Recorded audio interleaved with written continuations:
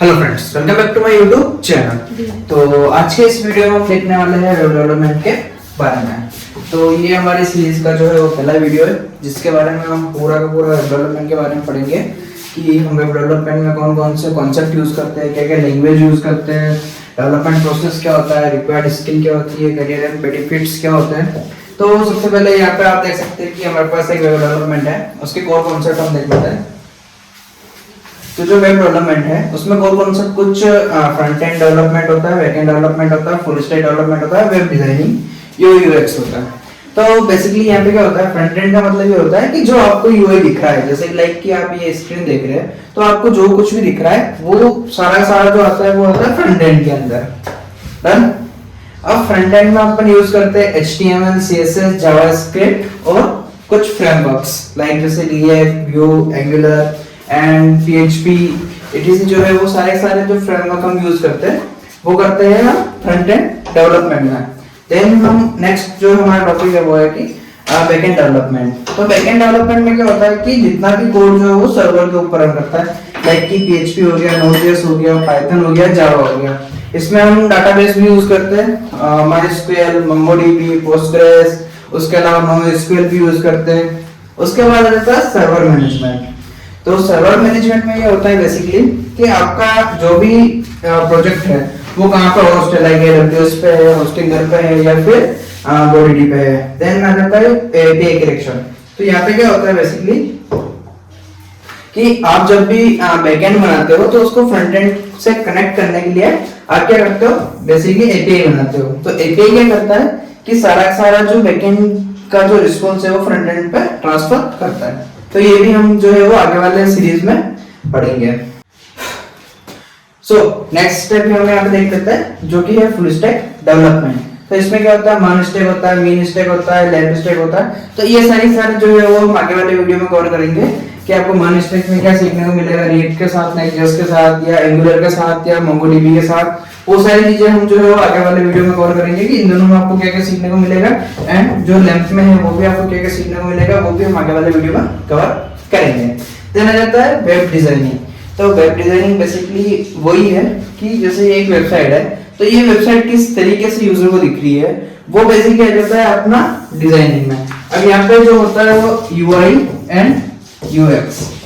तो यहाँ पे जो दो जो टर्म्स है, UI का होता है मतलब यूजर इंटरफेस एंड UX का मतलब होता है यूजर एक्सपीरियंस, कि यूजर को किस तरीके से जो है वो UI दिखेगा।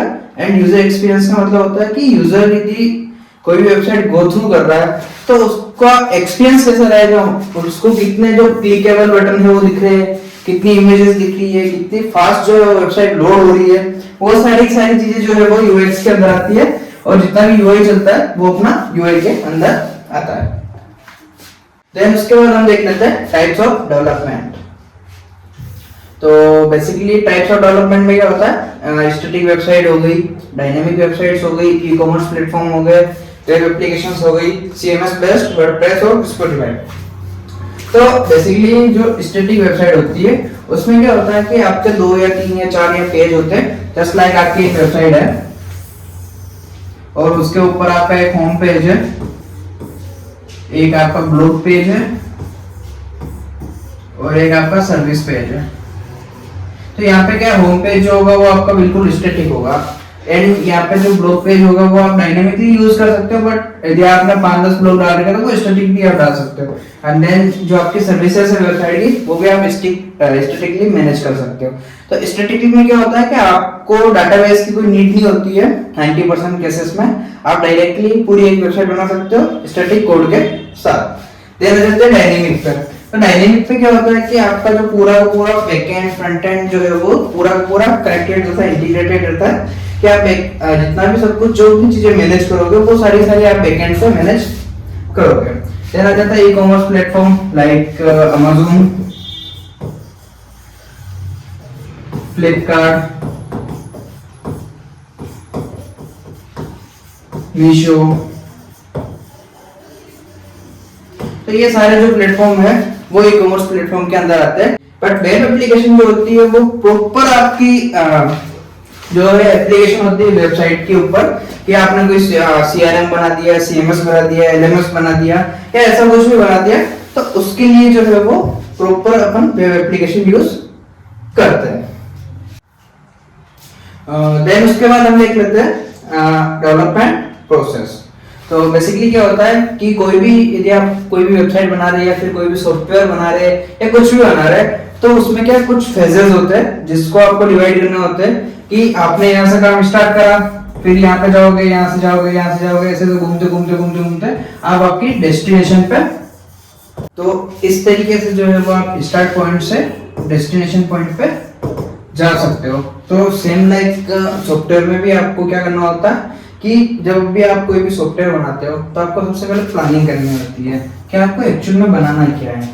डन। उसके बाद आप उसका डिजाइन देखते हो कि हमारा जो सॉफ्टवेयर है वो किस तरीके से दिखेगा, उसमें क्या क्या फंक्शंस होंगे, क्या क्या सर्विसेज होगी, क्या क्या मेन्यूज होंगे, क्या क्या सब मेन्यूज होंगे, कौन कौन से हम पेज बनाएंगे, कौन कौन से इनर पेज बनाएंगे।